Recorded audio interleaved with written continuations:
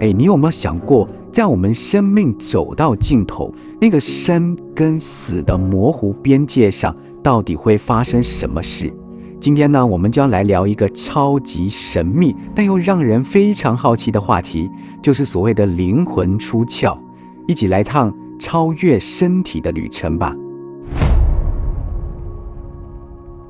简单来说，灵魂出窍体验就是感觉那个我突然登出了自己的身体，你知道吗？那是一种非常非常强烈，意识跟肉体好像完全分开的感觉。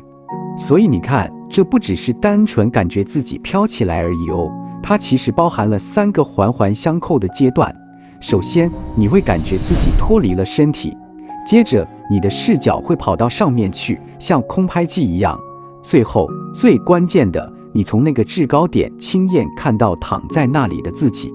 这张图就把这个差异讲得非常清楚，大家可以看一下最右边这个 C 图，这就是标准的灵魂出窍，意识是完全脱离的，在上面看着自己。这跟左边 AB 那种你感觉自己还在身体里，只是看到一个分身的状况，是完全不一样的体验。而且你知道吗？这些体验有时候奇特的程度，甚至会超越我们正常的感官极限。你想象一下，一位天生就失明的女生，却在濒死的时候，可以清楚描述出360度零死角的全景视觉。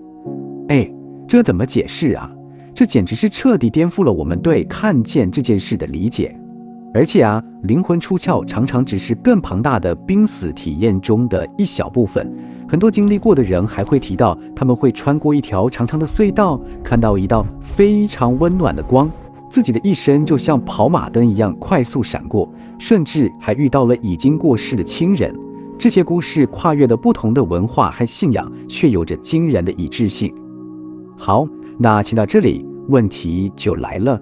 面对这么多生动又一致的描述，我们不禁要问，这一切究竟是超自然现象，还是我们的大脑正在上演一出我们还看不懂的大戏？科学家们又是怎么看的呢？ OK， 现在我们要一起深入大脑的世界，去看看在生命结束的那一刻，那里头到底是一片寂静，还是说正在上演一场我们意想不到的壮阔风暴？这真的会打破你我的想象。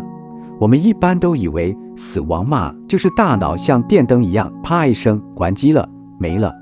但是最新的研究告诉我们，事实可能正好相反。这场风暴的核心主角就叫做伽马波。你可以把伽马波想象成是大脑在处理最高级、最复杂的资讯时所使用的那个超高速5G 网络，像是我们的意识回忆感知都跟它有关哦。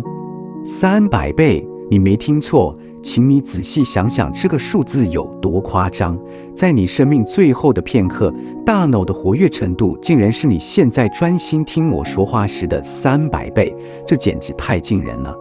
在这种被科学家形容为神经风暴的极度活跃状态下，我们的大脑完全有能力去创造出一个极度真实，甚至比我们现实生活还要更生动的内在世界。所以那些濒死体验很可能就是源自于这场大脑的最后烟火。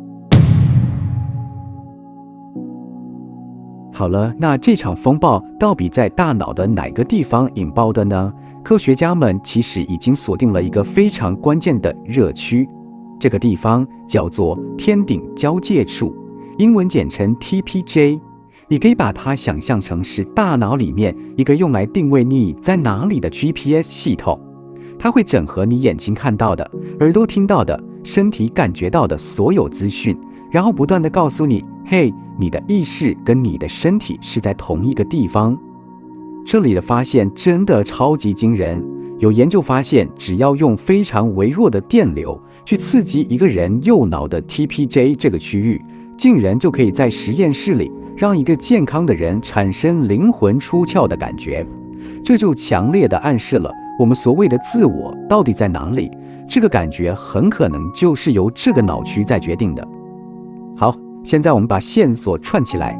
想象一下，当那场300倍强度的伽马波神经风暴像是海啸一样冲击到这个自我 GPS 系统时，会发生什么事？这个 GPS 很可能会暂时大宕机，让大脑搞不清楚你到底在哪里，结果就产生了那种我怎么飘到上面去了那种深刻的灵魂出窍体验。好，我们刚刚聊了很多视觉上的奇特体验，但接下来要讲的这个感官可能会更触动我们的心，那就是听觉。这或许是我们跟临终的挚爱之间最后的一道连结。没错，你可能很难想象，即使一个人的身体功能都已经停止了，眼睛闭上了，甚至没有呼吸了，但是他大脑里的听觉系统很有可能还在运作，还在聆听。而且这不是随便说的哦，这是有科学根据的。在2020年有一项研究就透过脑电图发现，即使病人已经完全没有任何外部反应了，可是当他们听到声音的时候，大脑产生的脑波活动竟然跟我们这些健康的成年人非常相似。这件事为什么这么重要？因为它提醒了我们，在亲人生命的最后一刻，千万不要觉得你说的话他听不到了，请握着他的手，轻声地告诉他你有多爱他，好好的跟他告别，因为那些话，那些温暖的声音，很可能真的会被听见，成为他最后也是最珍贵的安慰。所以，我们今天一路看下来，你会发现，科学正在带我们重新认识死亡这件事。它不再是一个像关灯一样瞬间结束的事件，反而更像是一个复杂、活跃，甚至充满深刻体验的过程。我们的意识并不是啪一声就没了，而是在大脑的舞台上上演着最后一幕壮丽的烟火。说到这里，就留下了一个最终也最耐人寻味的问题：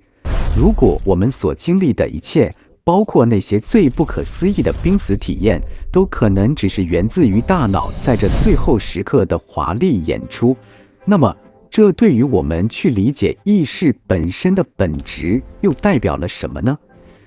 这是一个值得我们所有人好好深思的问题。